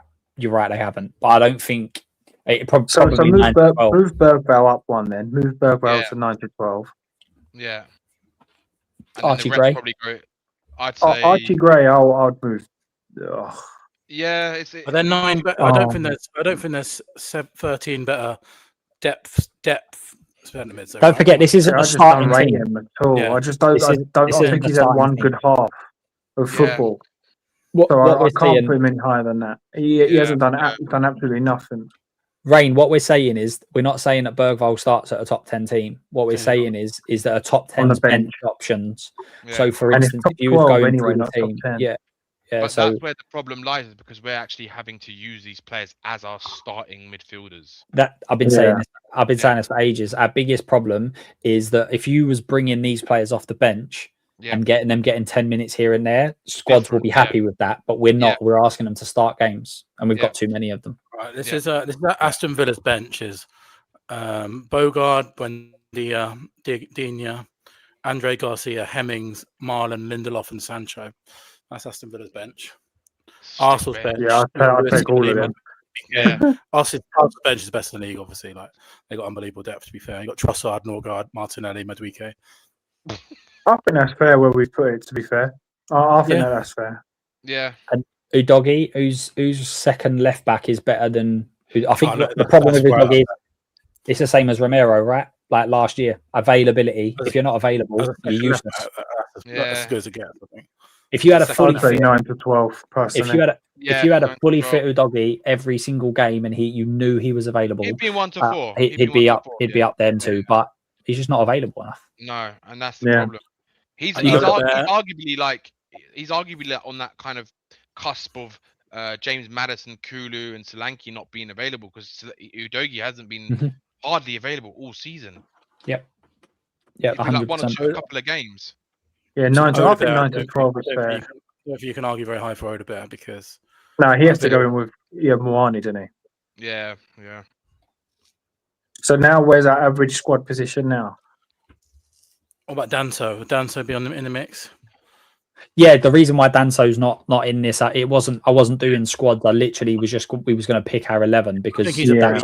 he's an all right backup, isn't he? Danso? I think I think Danso would go and Top 8, yeah. Yeah, look at- yeah. I would put him there, top 8. who have you got for like Liverpool, for instance? They're ones that I would think about. I mean, even like you look at Palace. Palace's third choice centre back is Chris Richards, right? Yeah. I think that Danso's that level at least. You know what I mean? Lucadinha. I don't really have. Or Lindelof. Danso's miles better than Yeah, Lindelof. So I think But but this actually emphasizes what my point has been for the last 18 months is that all we've done is sign squad options. Yeah. We've not actually signed the 11, whereas most teams go out and sign the 11 and then their 11 players become their squad. Whereas we've just gone and signed, like if you look through our whole squad, there's an argument that there's, I think, Romero, Van der Ven, and obviously Porro and Kudos and Xavi probably. All the rest you could argue are good squad options. Yeah. They're not ones where you go, they should be starting. They should be starting at good teams. And that's part of our problem, right? And that's But- why, like, when you look at this, Luke, it's like, how can people disagree that we're not like a 10th sort of mid-table team? Because most of the players that we've got who we are available to use are on the lower levels of below the top 10 kind of level player. And this is why I can't understand when fans say we should be doing better than what we are, because when you put into context everything that's going on with the Champions League he's managing, he's never managed 2 games in a week. He's never managed in Europe before. We've got injuries to our most effective players in terms of numbers last season, as well as Son not being here. And then we expect him to be doing better than what he's doing. I just don't see it. And the fact that the Premier League is so close together because the teams are more competitive this season, or teams have got. I mean, when you read out some of those players, you're listening to them like, fucking hell. There's so many teams that have got good players, Yeah. and like, 100%. and we don't even have them. And it's like, this is why I cannot get on board. We should be doing better. I just can't. In my Yeah, opinion. but I think the other part to that is that performances can still, you can have a worse team than this and the performances can still be better. Yeah. Like you can still create chances. Yes, You can but still score goals. that also goes down to it goes down to partially the manager to blame, but it goes down to a lot of the players, because we've seen these players get up for a game when they want to, right? The problem is because they're not good enough, right? Whatever that is, the reason why they're not good enough. I deem a player being good on a lot of different characteristics, right? Someone who concentrates for 90 minutes, someone who is consistent, someone who's got technical ability, Available. right? Someone who's, well, you could say that, right? But like in terms of an actual, like what you want from a player as a bare minimum is effort. And when you player goes out onto a pitch and goes and beats Man City, then can't win the next game, and it's like it's like the level drops so much. It's so inconsistent, and to me that is a lot of it is down to the players wanting to put their effort in. Because when we played Brentford, right, I saw the team for 90 minutes fight for everything. But when I see that, I just cannot see how those exact players can do that week in, week out with the level of squad that we've got. It's just not possible. But I I think- look at it like that. That's how I see it. I think this graph actually argues both for and against what you're saying, on the basis that if these were all the attacking players, right? But what we're saying is our defense is far better than what we're showing. So actually, we can understand potentially, like with Ange, say, you can half look at this and go, well, maybe I'm not saying this is the reason why, because Ange plays attacking football. That's what he does. But you can half look at this and go, maybe the reason he threw so many players forward is because we have got a decent defense and we might be able to just deal with that on occasions, whereas we're struggling so much in an attacking sense that we need to be able to create chances, and that might mean by throwing more men forward because we haven't just got the quality to open up teams. So there's an argument to in and fro in what you're saying. Within I'm not saying you're reason, wrong though. or right, but pardon? Within worry reason, about because we've got a good defense, but Mm. if you're going forward and your striker's losing it and you're continuously under pressure, I think whether they're good defensively or not, I think that's the one thing that kills us is being under pressure. Like we said, Vicario under pressure, no good. Romero under pressure for me, no good. Porro under pressure for me, no good. So even though I think they're good defenders or good players, I think that when you're continuously going long or knocking the ball forward and there's no one holding it up and it's continuously coming straight back, Yeah. I think it's the pressure I agree. aspect rather than the actual quality aspect. Yeah. And that's the thing, Luke. We lose. Sorry, go on, Billy. You were going to say something, man. Sorry. I was going to say, my worry for Thomas Frank is I don't think a single one of those players has improved this season. I think a lot of them have even got worse. So I think I think a coach's job is to make players better or look better, and our players currently are looking worse. That would be my big concern. I understand and definitely understand. I don't think Thomas Frank's the main issue. I think the main issue at our club is we've been really bad at recruitment over the last 10, 15 years. It's going to take a long time to undo that. But at the same time, Sean Dyche can come into a Nottingham Forest team and get every player looking better. Don't think Thomas Frank's done that at Spurs. I think Forest are a great example of what I keep saying Spurs need to do, right? Forest had Nuno, and regardless of what you think of it, that was their style of play. That's what they wanted. They had him. They signed players to fit that system. They went and got Ange, which I don't know who was saying to Ange, go and do that. I don't know who was saying to Forest, go and sign him. But the squad was not set up in any way to play his football. And then they've sacked him and gone back to the same manager, the same sort of style as Nuno, and it's worked. Shock horror. That's because that's what the players are used to. Whereas what we keep doing is going from one system to a completely different one and then wondering why all the players are not really adapting. But what is interesting, I've done a poll, and in terms of who to blame, so we've gone Levy, we've gone Frank, we've gone players, and all to blame is at 52%. So majority of people think that this is a shared. This is I'm going Levy. Believe it or not, Levy is higher than Frank and players. So people still think Frank is 25%. Frank and players are both 11%, but 52% basically think that everybody has a part to play in this. So the recruitment's going to take a long time and a lot of transfer windows to undo all this. Yeah, 100%. I think that's what I half feel sorry for Frank a little bit. Look, don't get me wrong. For me personally, there's a lot of stuff that he does that I think he's digging himself his own grave. I.e., bringing Ben Davies on when you're 2-0 down. That for me is waving the white flag. But there are a lot of things, like you're saying, different players for different formations, different people for different positions. And I know Frank's the topic of the flavour of the month, but we have literally ripped out the medical team, the owners, everywhere from ground up is new this season. So it's not just him coming in and finding his feet. Quite a lot. Apart from players. And I think when you're continuously, I mean, you can imagine if you're at work for the last 5 years and the guys are going, yeah, don't worry about it. Just turn up, sit around, have a chat, go home. And then somebody comes in and tries to change all of that.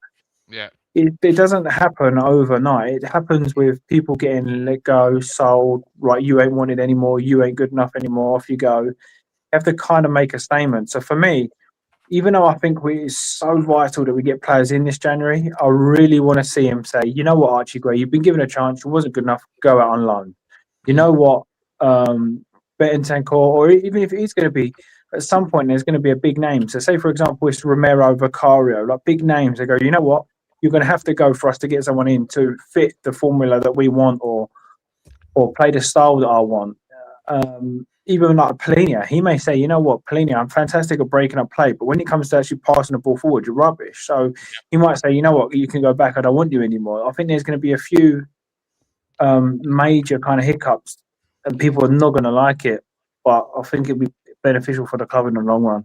James, I think the depressing thing for me is if you'd have done this in 2017, pretty much our whole squad would be 1-4, like Kane, Son, Dele Alli, Ericsson, Toby, Jan. They'd all be 1-4, and like the regression since then has just been unbelievable. Like every year on year, it's got worse, and the recruitment since that team has been shocking. And And that was we had a squad that we had 11, I should say, that was in 1 to 4 at pretty much every single position.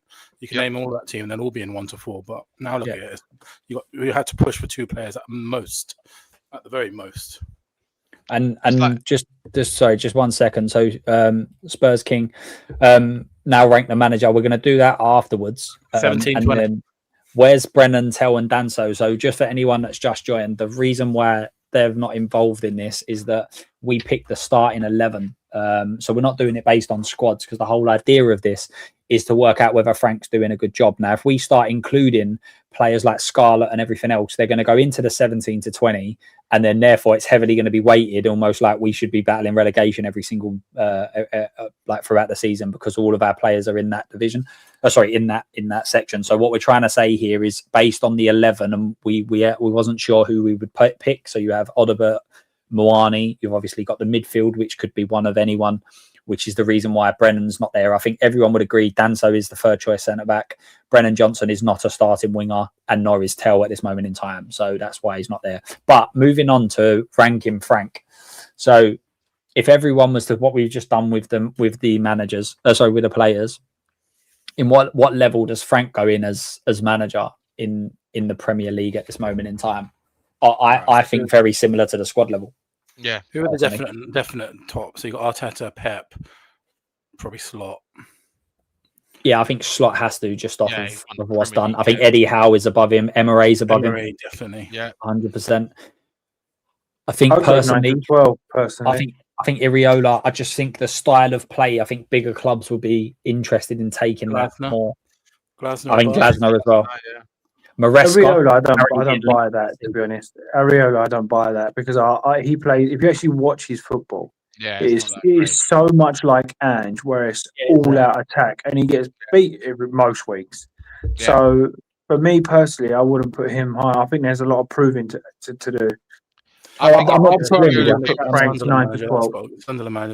think if he came to Spurs, I think the Spurs fan would feel like they did how they felt about Ange with Iriola. But this is what I keep going back to about the style of play, right? I think if you picked a style of play in Ange, then to go to Frank is such a massive change that Iriola actually would have made the most sense. I think he would have been able to continue it on a bit. With Frank, what I see in Frank, right? I never wanted Frank in the first place, right? That was my take. I never wanted him to be the Spurs manager. I thought he was a sideward step, right? I didn't see the hype in Thomas Frank that a lot of people did see. So, but when he came, I was like, okay, let's see what he can do. The thing with Frank is that right now fans are getting they feel very difficult to want to back this manager, because they haven't seen little things yet, like patterns of play, like style, and all these kind of things that you would expect to see in it with a manager coming into a new team and trying to build his philosophy or his kind of identity at the club, right? Or how he wants to play. What I see with Thomas Frank is this. I see a manager who doesn't know what he wants to do yet. I see a manager who doesn't know his team, right? I think it's a manager that knows 5 or 6 players in the starting lineup who he feels he can count on, and the rest he's got no clue, right? And I think there's a manager who is still worried too much about what the fans and what the outside noise think, rather than what he actually thinks, and that's why he's struggling to actually build his own identity. And I think there's also things like he's learning on the job. Like we said, he's never managed in Europe before. He's never managed 2 games a week before. So that means less time on the training ground, less time to drill the players into what he actually wants them to do. Part of it is that he doesn't have the players he wants. So it's an all big element, which is why it's like that thing when Pochettino came in. No fan can sit here and say they knew that he was going to do that, right? Yeah. And let's be honest, Tottenham didn't even want Pochettino. They wanted Van Gaal, right? They wanted Louis Van Gaal, and he turned us down. And we actually went for Poch because he turned us down. So that was pot luck that we actually got Pochettino.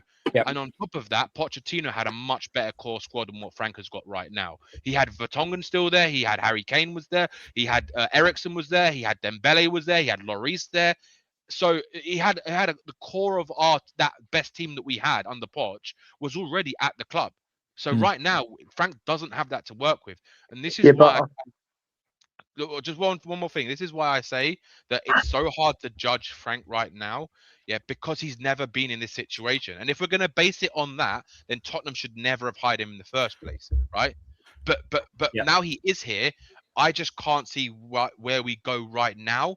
I would rather see him given the season because I still believe if you do have those players like Kulu, Maddison, Solanke coming back, I think he gets in the top 7. I was I going to honestly say we're gonna add them 3 in a minute, and we're going to go to that. Just Rain, isn't the reality of the situation we are in though, Luke? Those players that you've excluded have to play at some point. I don't think Johnson, Tell, and Danso have played massive parts to this season. And what we're trying to judge it here, we're trying to judge it on whether or not Frank should have been doing a better job or a worse job. Now, I can't go and look at every single squad across every city. So what we've done is we've looked at the starting 11 of all teams as a rough basis. Yeah, you're right. Some players will be out, but we've not included players like Havertz. They haven't played, so they're not included. That's why Maddison's not here. So we're trying to just look at the starting teams, the players that have played the most amount of minutes in every single Premier League team, roughly where they would be. Because otherwise you could end up going, you could start looking at 4th choice lead strikers and things like that. It becomes a little bit crazy. So, yeah, go on. yeah, the only thing I was going to say to what Danny was saying there is about not seeing a star and so on and so on. I agree to some extent, but at the same time, we saw Ange's style after 10, 15 games. Whether we liked it or not, we started to see something. Yeah. Brennan Johnson arriving at the back post, that was quite imminent. There were flashes of whether you agreed with it or disagreed with it. You knew the high line was there. You kind of got a drift. Yeah. Inverted fullbacks, yeah. And this also is my concern Sunderland sort of blows the argument about Frank completely out of the water because they changed like 20 players this season. They've changed everybody. I just feel like that I would, for me, I would almost say I'm not bothered about the results if I could see what was going on the pitch, but the results are bad and I can't see what's going on the pitch. So I think it's kind of a lose-lose situation. But at the same time, I'm like, well, give Frank to the end of the season. If nothing changes, then you chop him in. Yeah. I think if we had Kulu and we had, say, if we did our 11 again, them 3 fit, do they all start, all 3 of them? Let's take that. So we take them out. Yeah. Right. Yeah. So we've got start, right? where would Maddison start with Palhinha? Would you start him as part of a midfield 2, or would you just start him in front of Xavi? You're going to put Kulusevski 10. Just one other thing, right? Just quickly. When you look at the Premier League table, right, you look at the teams above us, right? The teams like Man United, Sunderland, Everton, Brighton, every single one of those teams are playing 1 game a week, and that makes a massive difference when you need players to give 100% effort in the Premier League, right? So when you've got a small squad like we do with the quality we have, it's very hard for a manager to actually manage Champions League football, right, as well as giving 100% intensity in every Premier League game. And if you look actually, and I was saying this on someone else's show earlier, when last few days, if you look at the amount of games that's being played right now, 16 games, right? This time last year, when at 16 games, the difference between 5th position and 15th was 12 points, right? Right now, it's half that. It's 6 points. So that means 1 or 2 games, and you could go from 5th to 15th. That's how tight the Premier League is. And I think people don't want to factor in that context of how close it actually is. So that's why I say when you look at where we are, 22 points, 16th, 23 points is Brighton, 24 is Everton, 26 is Sunderland, Liverpool, and Newcastle, Man United, and Palace. I don't think we're doing as bad as people think we are. We've won 6 games, lost 6 games, and drawn 4 games. It's kind of what I expected anyway, but that's just me. Yeah, I think the problem that we'll probably lose our next 2 games, and then we'll probably be adrift of that top 5. Well, I was saying this when we were 5th, right? I was saying that, listen, if we played all these games again, we're not going to get this amount of points because the players not like we've not. It's not as that we've won all the games we should have won. Like we've been very fortunate in certain games, etc. So I think that's part of the problem is that it's finding an identity of where he wants to go with it. And I think a lot of people are going, this seems to be more like a Brentford manager at Tottenham. Like, it doesn't look like he's ready to make that Yeah, step. I think is I a think bit the of biggest thing for me, Luke, is that I don't feel connected to Thomas Frank. I don't feel connected one bit to him. No. That's the, and I don't think I think I felt a little bit of connection with Ange Postecoglou in the beginning, right? Obviously, when we won the trophy, you feel that connection there, but with Thomas Frank, you do get that vibe that it's like it's too big for his boots kind of thing. Yeah. yeah, Agreed. That's yeah, the kind of vibe you get, and that's what. But I'm still not Frank out right now because I just think I don't know where we go from here in this I think the moment. job is too big for him, but I think this job is such an unbelievably so much to do, so much work to do. I struggle to think of many managers who it's not too big for. Do you know what I mean? Like, Which is why, Yeah. Bill, which is why, like, I'm happy with to go till the end of the season because I think we will sign players in the window, and I think when you get Solanke, Kulu back, Madison towards the back end of the season, and then if you've got like, say you buy a Ruben Neves and an Adeloma Lookman in the window, right? Then you're looking at that squad and you're thinking, okay, it's a lot better, a lot healthier, and then you'd think, okay, let's see if actually Frank can actually build his own identity, right? And if he can't, then you just get rid of him in summer. Because I don't think we're going to finish. I think we'll finish between 8th and 10th. That's where I think we'll finish right now, Yeah. given with the injuries we have, the availability we have, and without knowing who's in the transfer window, who we're going to get. Yeah, so for me, I think if the club back him, as long as they're sort of smart in the terms of backing him. So, for example, I mean, everyone's talking about Pochettino. So just say he's going to back him and he's going to go get him a ball-playing midfielder and like a wide forward, a good footballing wide forward or left winger. You know that Pochettino's going to be able to come in and say Elliot Anderson's going to be able to play, Semenyo's going to be able to play, Kudos is going to be able to play, whoever you pick. I'm just sort of making names up. So if you are going to back him, you almost let him hang himself and say, look, you've got 4, 5, 6 very good players that you've chose and you've hung yourself. You prove that you can't do this job. And then the next guy to come in, Pochettino, for example, they're kind of the players that suit his system as well. So almost back Frank, but have one eye on the future. Because at the end of the day, yeah, I think that's where what Bill's going on about the recruiting, right? You have to be smart with the recruiting. You can recruit, and it has to be better. Yeah, it's recruiting quality, right? When you've got a quality footballer, say for example, Kudus will work with most attacking managers because he's a quality footballer. Xavi Simons is probably the same. Someone who plays with a number 10 in most people's modern day systems, you play with a number 10. He's going to fit in most attacking front-footed managers, right? So it's kind of like if you go and get a Savio or Semenyo or a Yildiz or a Lookman, those players, I'm sure Poch or someone else could work with those type of players. But then if you go and get like another 19-year-old, like I don't know, like a Fofana who is the hype's there, but he hasn't really done it yet. It's like, is it really going to be any different than what we've seen in the last sort of 10 years? No, but if the recruitment isn't right, it doesn't make a difference what happens. Like, this is the problem. It doesn't make any difference if our recruitment carries on being. It started. Well, you could argue that the transfer window it started to improve. Kudos, Palinia. Obviously, I know Mwani's not hit the ground running or anything like that, but I think that was a very much a last minute sort of thing, and I think Xavi almost goes into that as well because of Gibbs White, Eze, etc., etc. So unless we start getting that right, but then that also goes back to my point is that why was Frank hired if that wasn't the style of play that you want to go and get? Like, this is what I was saying about. You need to identify your style, the way you want to do things, and then you recruit based on that, and you recruit managers based on that. You don't go, oh, this person's great, let's go and get him, because then you're in a situation. But I also would then caveat that and also say, it doesn't matter what manager you bring in, we need to have a better midfield. Yeah, agreed. Like, you know what I mean? So, like, we've put it 13-16, and someone's just put in the chat saying, Kulu, Okolu, Xavi, Palinia, Kudos are all quality players. Are they shit to? I mean, Kudos is 1 to 4, and the reason why Palinia and Xavi and Kulu are so low is just based off of this season and what we've seen. Palinia has not been. He's been great on occasions, but not great on others.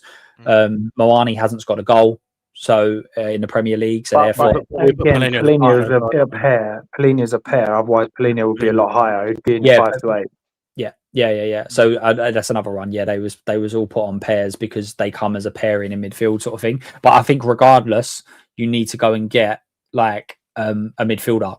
Like it doesn't matter what sort of system you want to play. There needs to be a better midfielder. And I think that's the same for a few positions. Like I think that everyone in the summer was saying that we needed a left winger, and everyone was saying we probably needed defensive cover at left back. And guess what? We still need all of that.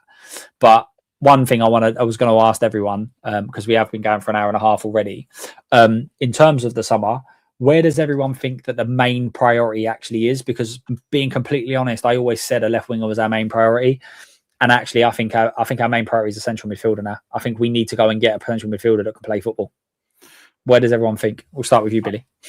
I think there are three real positions. One of them is centre midfielder.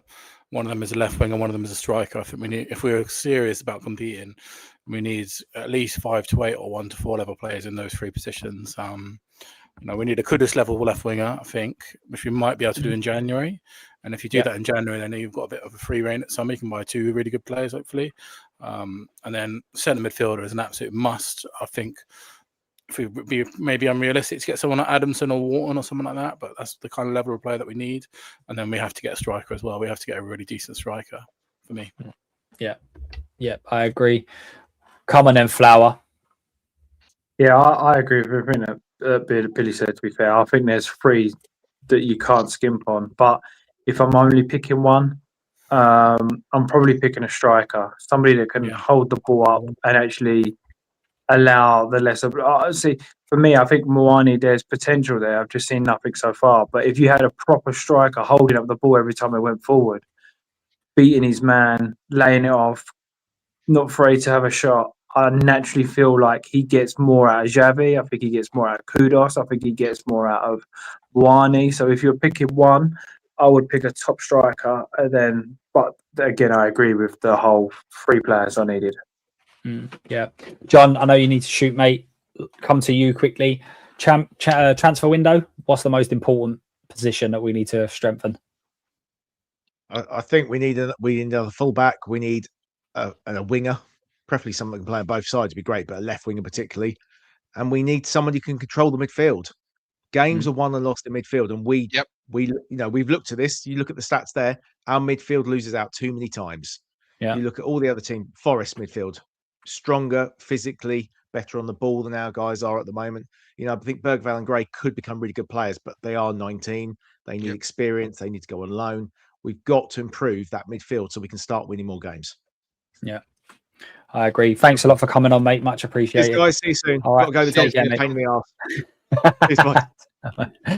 And then finally, Danny, come on. What?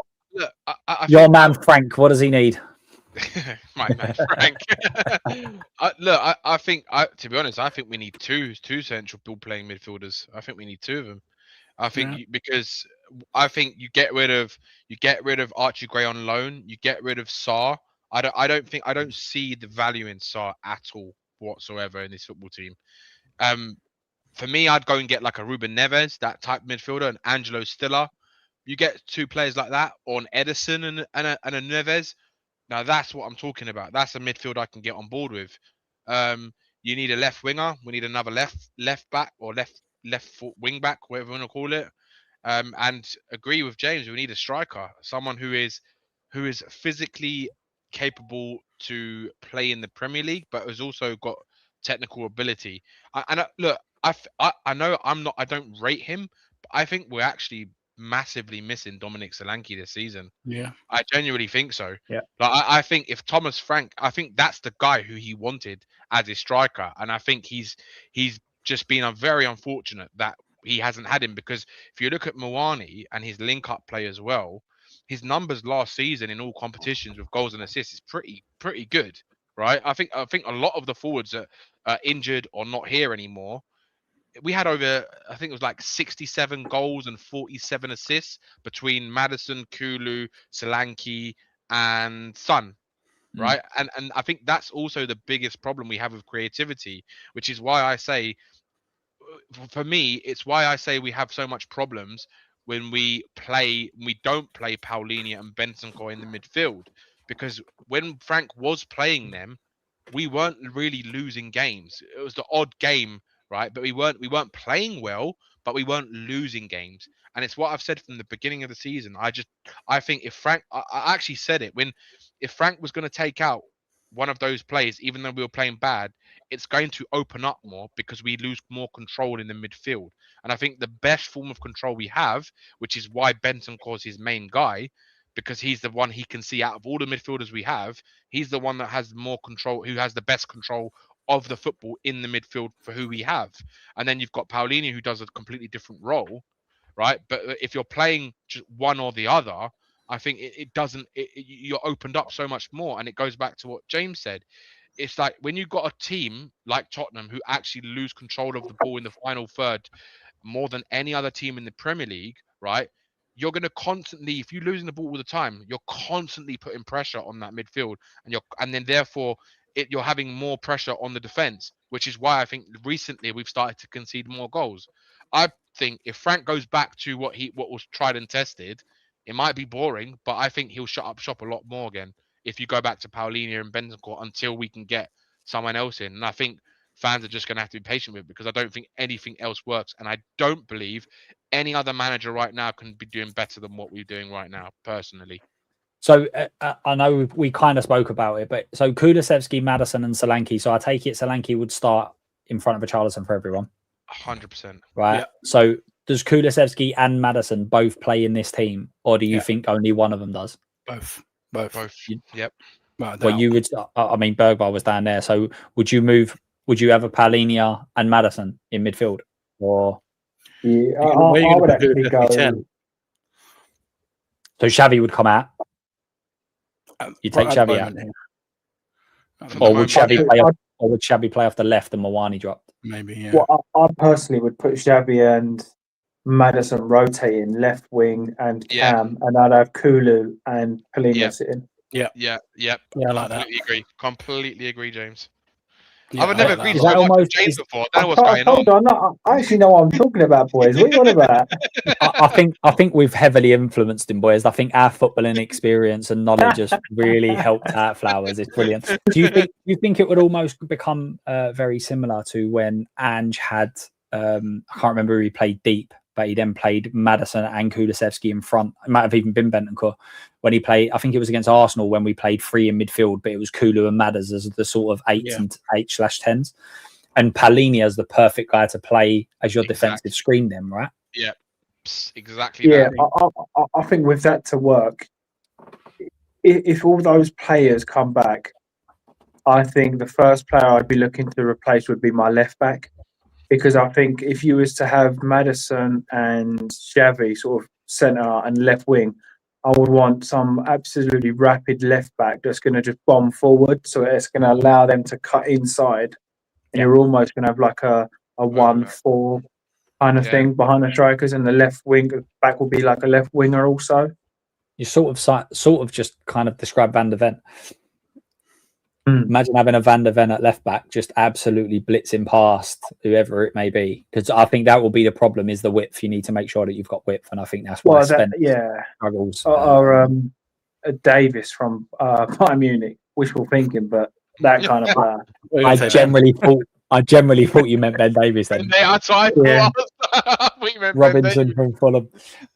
Guys, we are going to come to an end there. I think it was a very different show. And to be honest with you, I'm surprised that we all agreed as much as we did. But I think I enjoyed doing that. That was a good exercise. I think it's very, very fair. And it would be interesting to see where do we think this will change. And I think Xavi, for instance, will get better and better in a more settled team. But it'd be interesting to see where we kind of progress this and whether it stays sort of. It'd be good, Luke, to do this again. Same people at the end of the season. Yeah. Exactly the same as this at the end of the season, and see if we're kind of right. No, we was wrong there. You know, Bentancur's turned into the best number 8 in the league, or whatever you do. Take a screenshot of everyone as well. Oh yeah. I'll make sure I've got it all up. Right. I really like this. How you've done this with the way you've rated the players. I think it's really good. Like, because no one else has done it, and I think it's actually puts it into perspective a little bit more to see like where we are as a team right now. Yeah, in terms and of players. I listen. There is no perfect way. It's just when you listen to, like, there was a lot of, everyone's full of emotions, right? But when there's a lot of people saying that none of these players are anywhere near good enough. Like, if you was building a team, right, and your team had these six in it, and it had Palinia, and it also had a top class striker and a top class winger, I don't think I think that we have too many squad players, and I think that if you sprinkled a few of these players in top teams, they won't look out of place. They won't look like, No, oh my god, they're definitely not. absolutely shocking. But when you have so many together, all in the same games, then it's like, hang on a minute, I think we're just lacking star quality in all over the pitch, sort of thing. And I think that's the big difference, is that now when you look at this, and for me, I'm saying actually, if you go and get 2 or 3 big top players, which is obviously difficult to do, it completely changes the whole ethos of the team and how it looks and everything else. And you go straight, you can go up levels very, very quickly. Like I always go back to Newcastle, and I think if Spurs had Tonali and Bruno Guimaraes in the midfield, like, what sort of team would we be? And I think they take us up so many levels very, very quickly. And it's easy to say they're 2 top class players, but it weren't like when they come in that they were world class players. It weren't like, oh, Man City are getting them and things like that. They with all due respect, they went to Newcastle at a time when Newcastle had a lot of money, granted, but they weren't like a superstar team that was playing Champions League every season. I don't think so. Well, I know Tonali was very highly rated. Like, a lot of the big teams wanted Tonali. It was a betting scam. It was the betting scam when everyone knew that was coming, so they knew he was getting banned. And so Bruno Guimaraes, I think I knew him from before. I think did he come Leon. from Leon, wasn't it? Yeah.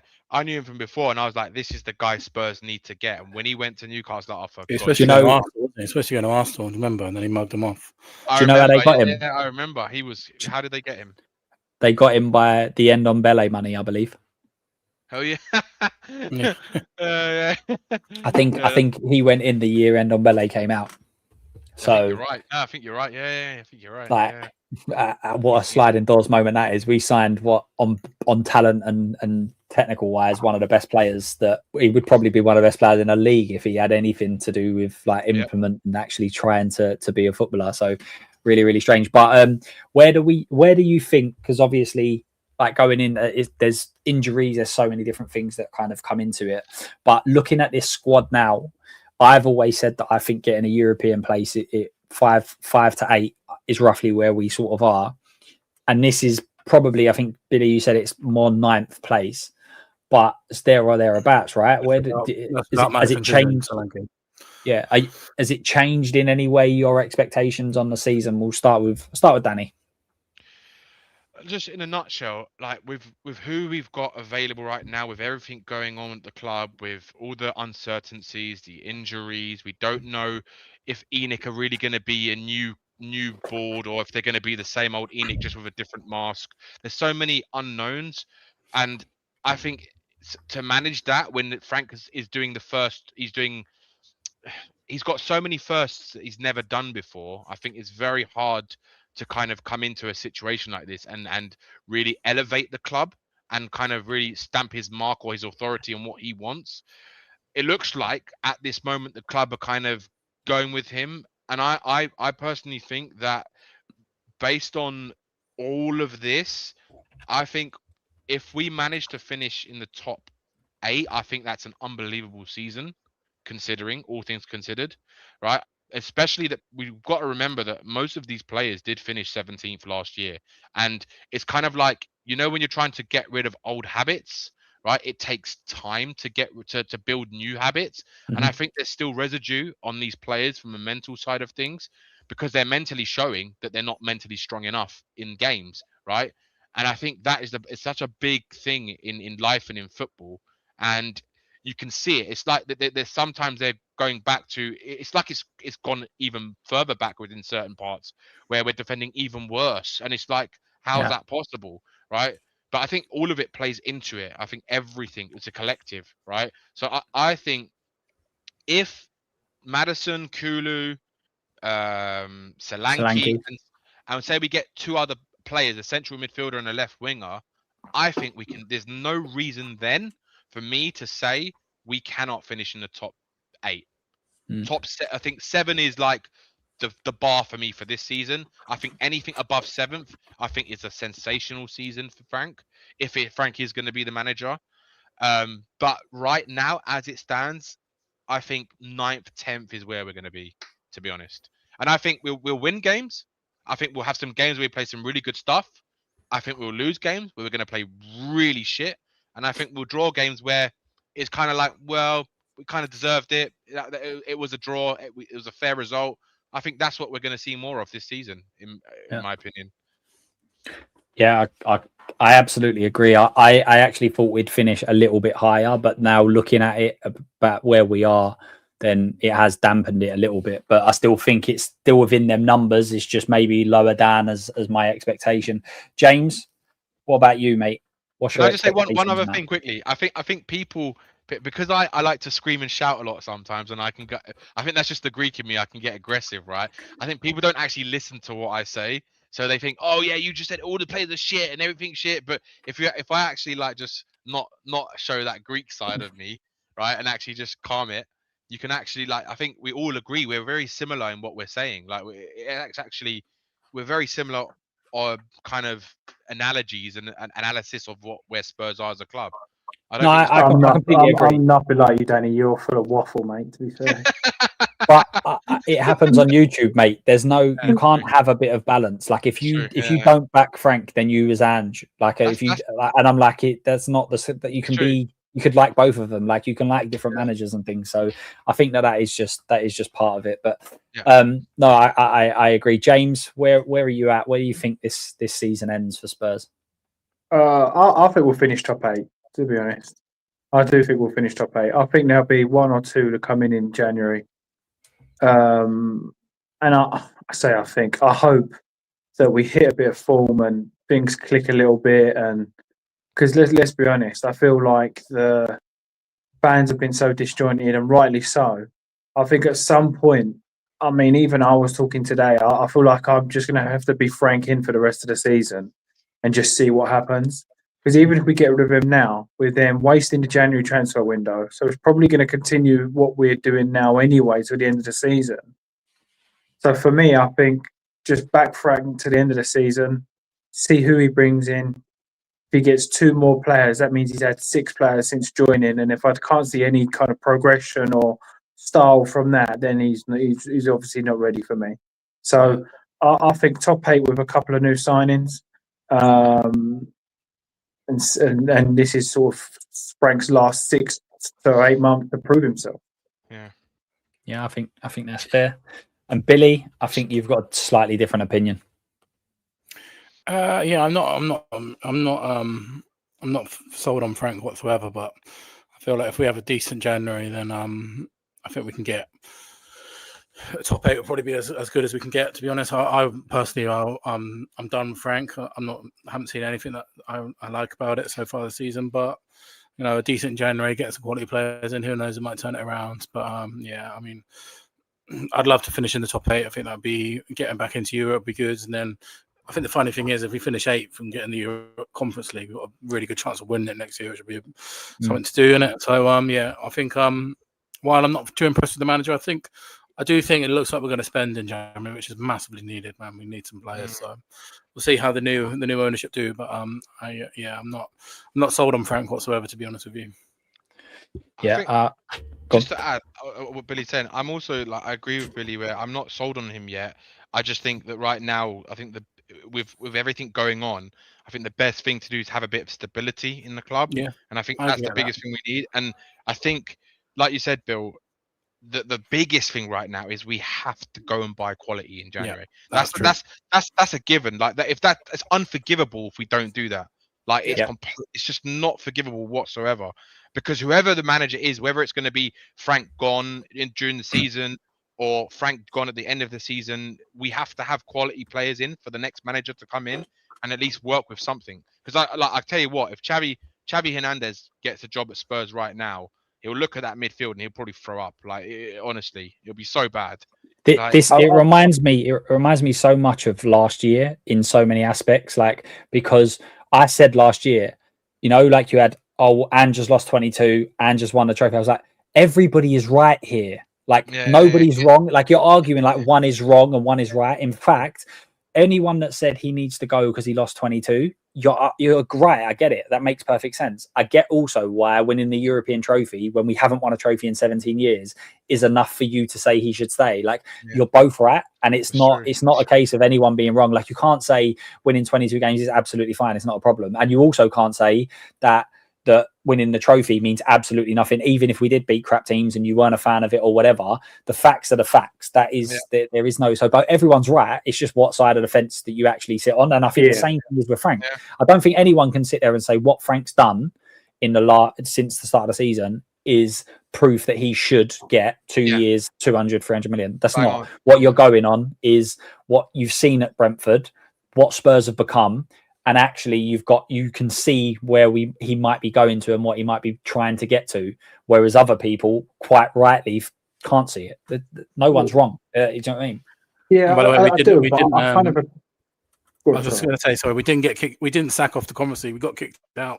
We got kicked out for COVID. I think that if you actually kind of judge it on what Frank has done and does he deserve to stay and stuff like that, for me, it depends on how you look at the season. For me, Bodo, the squad selection for that was just a joke because didn't we have a FA Cup game after, or and it was against a lower league team? Was it FA Cup? We had a Champions League, and then it was a week after we either had League Cup or FA Cup. We played against Villa. Doncaster? Newcastle, wasn't it? When it like Doncaster or someone, did we not play Doncaster? Oh yes, we did. I went to the game. Yeah, we did. Doncaster we did. I don't know if it was Bodo and then Doncaster, or it was a Champions League game, and he rested players for the Champions League game, and then kind of played a stronger squad for Doncaster. Yeah. That for me is a sign that you haven't got a clue what you're talking about. Because why are you dropping people in the biggest competition in the world, but then bringing your stronger squad for Doncaster? And he did it twice for me.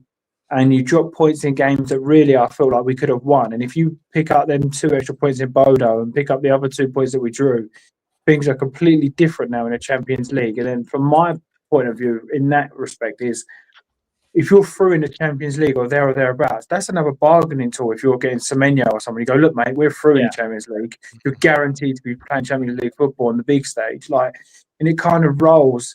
And again, the weekend, we said it earlier, but 2-0 down and bringing on Ben Davis and Polina, that for me, again, is just signs that you haven't got a clue with what you're doing. Just like, right, I don't want to get beat badly, so I'll. So 77th minute before he brought on an attacking player. And I know, listen, you can go more defensive and you can throw more people forward, but it was the 77th minute before Tell and Brennan Johnson came on, which I think is very, very strange. Mm-hmm. So even though I'm a fan, I want to see him at the end. I think he's done more than enough also to prove that he's struggling. Oh no, 100%. And that's it. I don't think it's a case of anyone's. Again, I don't think anyone's wrong here. I think the only argument I would have, and I'm very similar to Danny. I didn't want Frank. I said at the very start, I think Frank will be almost too adaptable. He won't be like a big club. He won't sit there and go, this is almost too, don't be too much like Ange, but be a little bit like Ange, going, this is my style, this is what we're going to do. With him, I feel like he was too flexible, too trying to worry about other teams, and I don't think that goes down very well at Spurs. And so all of this is kind of, and there's no proof that he can do Champions League. There's no proof he can manage at big club. Like all of these things were things I was like, I'm not sure about it, but he's here now, and I don't really love the alternatives at this moment in time. I don't think, like, if we was at the summer now, then that might be, I might have a different look at it, going, actually, let's just go and get someone. But a lot of managers don't like moving mid-season. You've got the January transfer. Hopefully they've targeted players that are going to work in this squad, etc. So, but I don't think anyone's wrong in this. I don't think anybody's wrong. I think it's just a case of, we haven't seen enough. We want to see more. And at the end of the day, I think if he was winning games and he was third, no one would care whether Frank was the man or not the man. It would just be he's here, he's doing well, and that's it. So it is what it is. But anyway, we love a meltdown in this fan base. In terms of the guests, Billy, have you got anything coming up in the next couple of days or weeks or anything like that?